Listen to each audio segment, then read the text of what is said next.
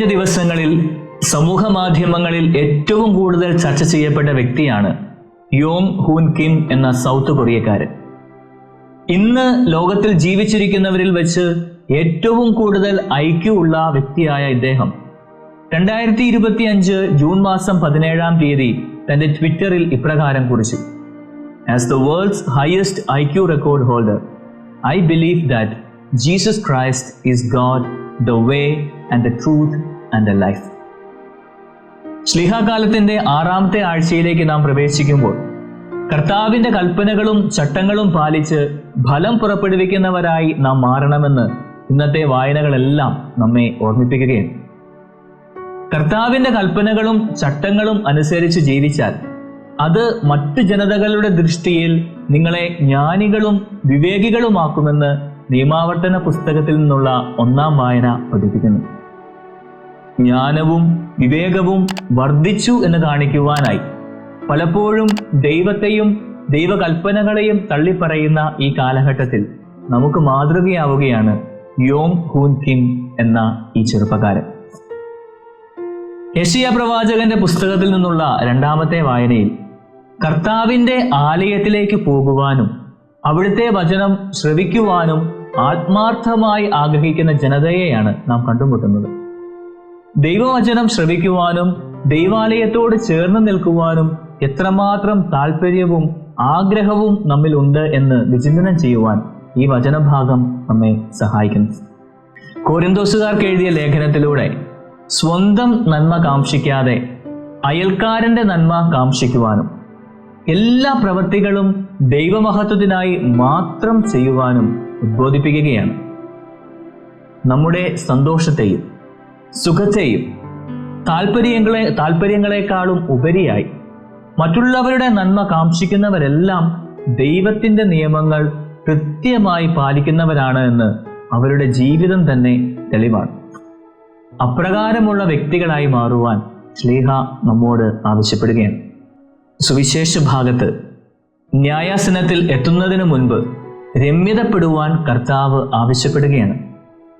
പശ്ചാത്തപിക്കാതെ ഐക്യത്തിലാകാതെ ജീവിച്ചാൽ കടന്നുവരുവാനിടയുള്ള ദുരന്തങ്ങളെയും നാശത്തെയും അപജയങ്ങളെയും കുറിച്ചാണ് വചനഭാഗം നമ്മെ ഓർമ്മിപ്പിക്കുക. 2 പ്രധാനപ്പെട്ട സംഭവങ്ങളുടെ വിവരണത്തിലൂടെ ക്രിസ്തു തന്നെ കേൾക്കുന്നവർക്ക് പുതിയൊരു പാഠം നൽകുകയാണ്. പീലാത്തോസിന്റെ പടയാളികൾ ജെറുസലേം നിവാസികളിൽ ചിലരെ കൊന്നതിനെക്കുറിച്ചും സീലോഹായിൽ ഗോപുരം ഇടിഞ്ഞു വീണ് 18 പേർ മരിച്ച സംഭവവും അവതരിപ്പിച്ചുകൊണ്ട് ക്രിസ്തു തന്നെ ശ്രവിക്കുന്നവരോട് ചോദിക്കുകയാണ്: അന്ന് ജെറുസലേമിൽ ജീവിച്ചിരുന്ന എല്ലാവരെയുംക്കാൾ കുറ്റക്കാരായിരുന്നു, പാപികളായിരുന്നു അവർ എന്ന് നിങ്ങൾ വിചാരിക്കുന്നുണ്ടോ? ആ കാലഘട്ടത്തിൽ നിലനിന്നിരുന്ന ചില വികലമായ കാഴ്ചപ്പാടുകളെയും തെറ്റിദ്ധാരണയെയും തിരുത്തുവാൻ ശ്രമിക്കുന്ന കർത്താവിനെയാണ് നാം ഇവിടെ കാണുക. മനുഷ്യന്റെ ജീവിതത്തിലേക്ക് കടന്നു വരുന്ന സഹനങ്ങളും കഷ്ടപ്പാടുകളും വേദനകളും മരണങ്ങളും എല്ലാം ദൈവത്തിന്റെ ശാപമാണ്, അവന്റെ കോപമാണ് എന്ന് കരുതുന്ന കാലഘട്ടത്തിൽ അത് അങ്ങനെയല്ല എന്ന് അവിടുന്ന് കൃത്യമായി പറഞ്ഞു വയ്ക്കുകയാണ്. നൂറ്റാണ്ടുകൾക്കിപ്പുറവും ജീവിതത്തിലേക്ക് കടന്നു വരുന്ന തകർച്ചകൾക്കും അപകടങ്ങൾക്കും കഷ്ടപ്പാടിനും കാരണക്കാരൻ ദൈവമാണെന്നും അവന്റെ ശാപമാണെന്നും വിശ്വസിക്കുന്നവരും വിശ്വസിക്കുവാൻ ആഗ്രഹിക്കുന്നവരുമാണ് നമ്മിൽ ഏറിയ പങ്ക്. എന്തുകൊണ്ട് നിങ്ങൾ ശരിയായി വിധിക്കുന്നില്ല എന്ന ചോദ്യവുമായിട്ടാണ് ഇന്നത്തെ സുവിശേഷ ഭാഗം അവിടുന്ന് ആരംഭിക്കുന്നത്. കാലത്തിൻ്റെയും ആകാശത്തിൻ്റെയും കാലഘട്ടത്തിൻ്റെയും മാറ്റങ്ങൾ തിരിച്ചറിഞ്ഞ് കൃത്യമായി വിധികൾ നടത്തുന്ന നമുക്ക് എന്തുകൊണ്ട് സ്വന്തം ജീവിതത്തെ പറ്റി കൃത്യമായി വിധിക്കുവാനും വിശകലനം നടത്തുവാനും സാധിക്കുന്നില്ല എന്ന് അവൻ ചോദിക്കുകയാണ്. സ്നേഹമുള്ളവരെ, മറ്റുള്ളവരുടെ ജീവിതത്തിലേക്ക് കടന്നു വരുന്ന ദുരന്തങ്ങളും കഷ്ടപ്പാടുകളും അത് അവർക്കും നമുക്കും ഒരു ഓർമ്മപ്പെടുത്തലാണ് കൂടുതൽ മെച്ചപ്പെട്ട ജീവിതം നയിക്കുവാൻ.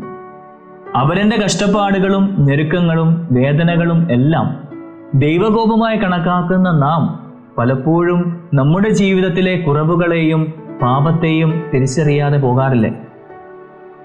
അവരുടെ ജീവിതത്തിലെ തകർച്ചയ്ക്ക് കാരണം അവരുടെ പാപാവസ്ഥയാണ് എന്ന് ഉറക്കെ പറയുമ്പോഴും നമ്മുടെ ജീവിതത്തിലേക്കും ജീവിത സാഹചര്യങ്ങളിലേക്കും നോക്കുവാൻ നാം പരിശ്രമിക്കാറുണ്ടോ? എൻ്റെ പാപാവസ്ഥ എൻ്റെ തന്നെ തകർച്ചയ്ക്ക് കാരണമാകാതിരിക്കുവാൻ, തിന്മയുടെ വഴി പൂർണ്ണമായി വെറുത്തുപേക്ഷിക്കുവാൻ നമുക്ക് സാധിക്കുന്നുണ്ടോ? അപരനെ പാപിയായി ചിത്രീകരിക്കുവാൻ തിടുക്കം കൂട്ടാതെ നമ്മുടെ ജീവിതത്തിൽ മാറ്റം വരുത്തുവാനും പാപസാഹചര്യങ്ങളിൽ നിന്ന് അകന്നു നിൽക്കുവാനും പശ്ചാത്തപിക്കുവാനും നമുക്ക് പരിശ്രമിക്കാം. ജീവിതത്തിലേക്ക് കടന്നു വരുന്ന ഞെരുക്കങ്ങളെയും വേദനകളെയും എല്ലാം ദൈവകോപമായി കണക്കാക്കാതെ അല്പം കൂടി മെച്ചപ്പെടുവാൻ, മാറ്റം വരുത്തുവാൻ, ദൈവത്തോട് ചേർന്ന് നിൽക്കുവാനുള്ള അവസരമായി അതിനെ കാണുവാനും അവനോട് ചേർന്ന് നിൽക്കുവാനും നമുക്ക് ആത്മാർത്ഥമായി പരിശ്രമിക്കാം. ദൈവം നമ്മെ എല്ലാവരെയും സമൃദ്ധമായി അനുഗ്രഹിക്കട്ടെ. ആമേൻ.